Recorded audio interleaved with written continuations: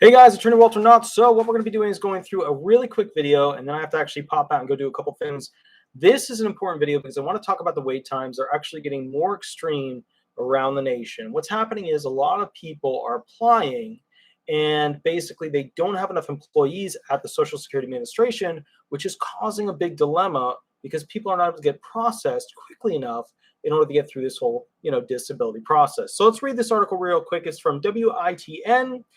Specifically Rachel DePompa, published February 8th, 2021. Here we go. The long wait. Americans stuck waiting months for disability benefit decisions. All right, average wait times for disability appeals range from 150 to 550 days in Social Security offices. Remember, that's across the nation. Howdy, Love Pugs. Howdy, Brenda. So here's the deal. They have kind of some shocking statistics in here, but I need to explain some of them because, to be honest with you, they don't go into the mass actual effect of all of the programs. They're limited to just specific programs. So let's go into it real quick. Here we go. In the last decade, 110,000 Americans have died waiting for Social Security Disability Insurance, SSDI, benefits, according to the Government Accountability Office. Now, that is not, I want to repeat this, that is not for all disabled people. Howdy, howdy, wow things. That is basically just for one civilian disability program, the SSDI benefits program. It's not SSI. It's not VA disability benefits. It is not any state-based disability benefits. It's not insurance-based disability benefits, long-term disability, short-term disability, etc. It's just SSDI benefits. 110,000 people over the last decade have died waiting for these benefits. Okay, just something to keep in mind. Now, after I go through this, I'm actually going to be giving a lot of news that supports the SSA and things that they've been doing.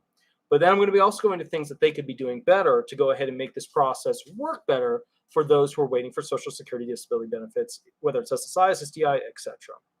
Each year, thousands of people appeal disability insurance denials, and many of them ultimately win the issue.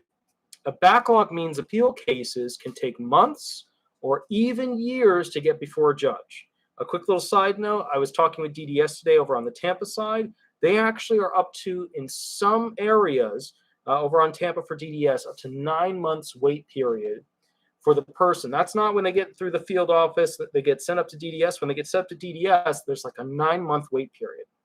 And that's not their fault. That's not their fault. I'll explain whose fault that is in the hierarchy of people. Just 2 years ago, Ashanti Osei Copeland was at the top of her field, motivating crowds at industry events, winning awards as an insurance agent, more successful than me. The single mom of 2 owned a home and her own business. Then in 2019, she was stopped in her tracks. At just 38 years old, Osei Copeland was diagnosed with stage 4 multiple cancer of the blood. It's okay. Then, all right, so she's got a cancer of the blood, stage 4. Not a good situation, usually a timeline on their head. Then nothing. Then it just completely stopped. We moved in with family to help the transition of my children continuing their education in school. And I spent, it's really small type, guys. Then I spent a lot of my time in the hospital in the beginning, O.C. Copeland said. O.C. Copeland is in the fight for her life. Last year, she was even put on hospice care, but made it out. In between the countless hospital trips and treatments, and debilitating physical ailments, she no longer was able to work. It's a circumstance she and many Americans never saw coming. This does happen to a lot of people. A lot of people I meet, they're at the top of their game. This may surprise you, but a lot of claims that I review, they make more money than me. It may surprise you, but there are a lot of people that I work with on the SSDI train, they were making more money than me, and they were doing amazing things, and boom, their life changed. Car accident, heavy equipment, whatever, it changed. All right, so quote from her, I didn't even see myself needing SSDI before retirement, but in the situation raising 2 young boys, it was definitely necessary for me to receive the benefits as soon as possible for me to help continue our process of living. Okay. SSDI is the government insurance program that automatically takes money from everyone's paychecks. It's a vital benefit for about 8.5 million Americans each year who can no longer support themselves due to serious and long-lasting medical conditions. 117,000 spouses and 1.5 million children are also supported by this program. Incredible. O.C. Copeland never thought she'd need this kind of help. You can pretty much imagine going from owning your home and owning your own business to just everything stopping one day immediately. In multiple, that's what she said. In multiple, chat groups. She sees a major problem nearly every day. People write that they've been waiting on government help for months, even years. Type is so small. There are people that get denied that have gone through transplants that still have the disease, that are in stage 4, that are on hospice, and they still get denied because they may have missed questions on their paperwork, or they did not submit everything in a timely manner. Americans aren't just denied; they do have a chance for appeal, but the wait to get to go before a judge can be years. As of last fall, the Social Security Administration said 410,000 Americans were waiting for a hearing on a denial. So like 500,000 people almost. In Richmond, the average wait was 259 days in October. In Colorado Springs, the average wait was 427 days. In Reno, the wait was 515 days. That's nearly a year and a half just to find out if someone will get an appeal. Well, that's not a fair statement. You know if you're going to, that's not a fair statement. Use the chart below. So they have a chart here explaining how much time per city. That's pretty cool on the website if you want to check that out. That's WITN.com. According to a report in August from the Government Accountability Office, nationwide people who filed an appeal waited more than 1 year for a final decision on their claim. Some 48,000 Americans filed for bankruptcy awaiting a benefit decision between 2014 and 2019, and nearly 110,000 who filed an appeal between 2008 and 2019 died before ever getting an answer. For as long as I've been working here, which is nearly 18 years, there's always been a backlog, said TJ Geist, the director of claims at a leading disability representation firm named ALSA. I'm not a big fan of that group. It's a complex program. It takes a while to gather the information that is needed and to gather. I'm not even going to do his quote. He likens the help his firm provides. I'm not even going to do that. No, not a big fan of that group. Wait times have gone down slightly in recent years, but there's still no telling from the latest data how COVID has affected everything. Yeah, if you see me, there are a couple of groups that I'm not a big fan of. That's one of them. I've had issues with them. I've had battles with them. I've had fights with them. I'm not a big fan of that group. And I don't say it to say that their product isn't great. Their product could be amazing, could be wonderful. I just personally don't like them. The agency acknowledged the backlog and pandemic in August in response to the GAO's report, writing, "We have made significant progress improving the hearings process by prioritizing the cases of those individuals who have waited the longest for a hearing decision. Despite the uncertainties about how the COVID-19 pandemic may affect our progress, we will continuously seek opportunities to improve the service we provide to the public." Okay, so the rest is just some quotes about them talking about the issue that we've already gone through. Now, let's talk about this. What you need to know is this. Times are going to be shooting up significantly. And the reason why is about a year ago, I started talking about, look, with COVID, everybody's applying, everybody's trying to get in, and yada, yada, yada. All the attorneys saw that. All the SSAs saw that. Claimants didn't know. I reported on it. Cool. Here's the problem.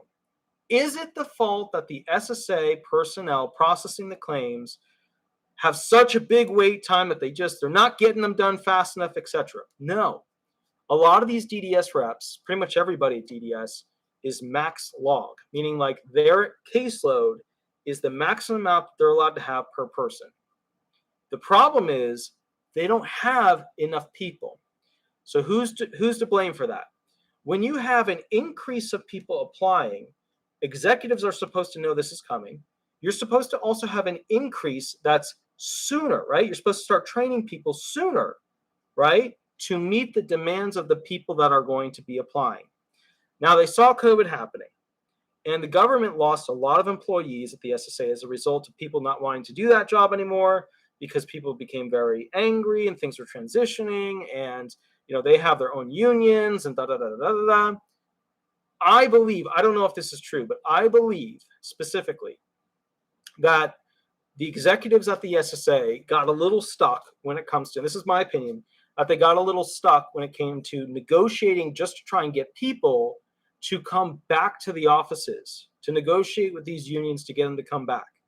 I know that there's going to be somewhere in there a loss of employees that we haven't even seen yet. That are basically a lot of people looking for new jobs where they can just work from home. And remember, you're competing against low government wages with high benefits.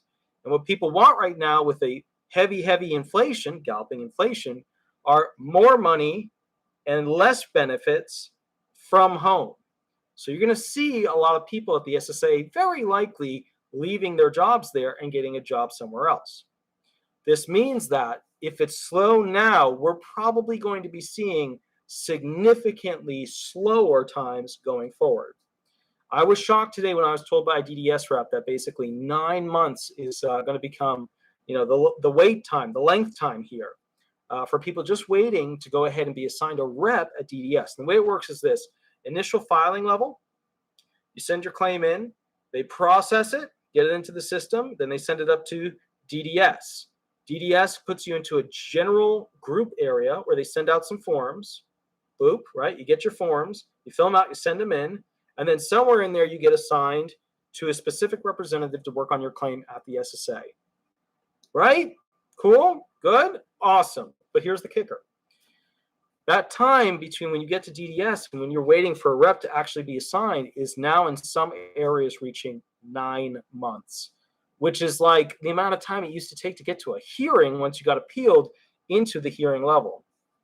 What I think is interesting about this is that the SSA has a big problem. And Commissioner Kijikazi, we're going to see how she does with it. She's got a tough situation that she's got to work out. I feel bad for her, frankly, because I don't think she realizes, or maybe she does, I don't know. I don't think she realizes how difficult it's going to be to get that many government employees hired and trained. But the big problem she's facing is that people are going to want to leave that job when they start forcing all those people to go back to offices, because people like working from home. I mostly work from home. There's only one day where I don't work from home right now. And, I got to be honest, I'm much more efficient from home because I can do more calls and I can just keep working. I don't have to worry about, getting all dressed in the suit and the tie and the blah, blah, blah. And, well, I don't always do that. But, when I had to do hearings, I would go to the hearing office. And sometimes you'd wait there for 2 hours for them to pull you back. And all you could do is click around on your computer and the internet wasn't very good. So you have to use your phone. So, it's one of those things where, bottom line, working from home, it works for me. Yeah, and I'm a workaholic, and that type of individual works from an at-home atmosphere. All right, so here's kind of the bottom line that I would say with this, guys. A lot of people are likely to quit from the SSA, which will then result in a massive group of new people coming in who are not going to know how the program works. And then what's going to happen, which is tricky, is that basically the mass. Imagine a giant Santa bag of people applying for disability benefits rolling into a small walkway, and they got to process that to get through it all. So I really feel what's going to happen is we're going to have a timeline disaster. And I hope Commissioner Kijikazi is hiring left and right through those unions and everything. I hope so. Because the bottom line is, guys, the mass of people who applied has yet to hit the bigger numbers. So just as a heads up, it's going to take longer to get through DDS, longer to get through reconsideration. So initial filing DDS, reconsideration DDS, and then get to the hearing level. Appeals counsel isn't going to be that much of an increase because most of you guys don't go to appeals counsel. You either stop, applying, or you have an attorney that appeals you into it, but there's not going to be a mass flux at appeals counsel. It'll increase, but it won't be that much. District court, going to be hardly any increase, any changes. Federal circuit, hardly any changes. Supreme Court, maybe no change. But bottom line is that those initial 3 levels, filing, reconsideration, ALJ hearing, man, it's going to be hell. The waiting periods are going to be ridiculous. So anyways, guys, I wanted to go through why this is relevant, which is that people do die while waiting. Now, the SSA has done a lot of big strides for specifying terminal illness claims, TERI claims. And they've done a really great job of binning those into a separate area where they can recognize them, get them pushed, get them passed through. The fastest I've ever done, and they were 2 TERI type claims, was 2 days and then 2 weeks. It was the fastest I've ever done for getting somebody disability benefits. But those aren't realistic, not in the modern time. That was like 7 years ago and maybe like 5 years ago. In the modern time, they take longer than that for the TERI claims. But the bottom line is, when you're a terminal illness person, they can usually tell and you can submit information. I know I recognize them pretty darn quickly because I know the cows and I know what they're looking for, but you can pretty much get somebody through very quickly. But again, you don't want to be one of those because that means they're pretty darn sure that you are going to die within a certain amount of time. Okay, so anyways, guys, I'm going to have to pick articles with basically larger font for the next one. But anyways, that was the point of that. Either way, I hope all's well. I'm going to catch you guys a little bit later. I'm going to be doing maybe one more video, maybe not. I don't know. I have to see. But we'll see how it goes. I'll catch you a little bit later. We'll go from there. Thanks so much, guys. Bye-bye.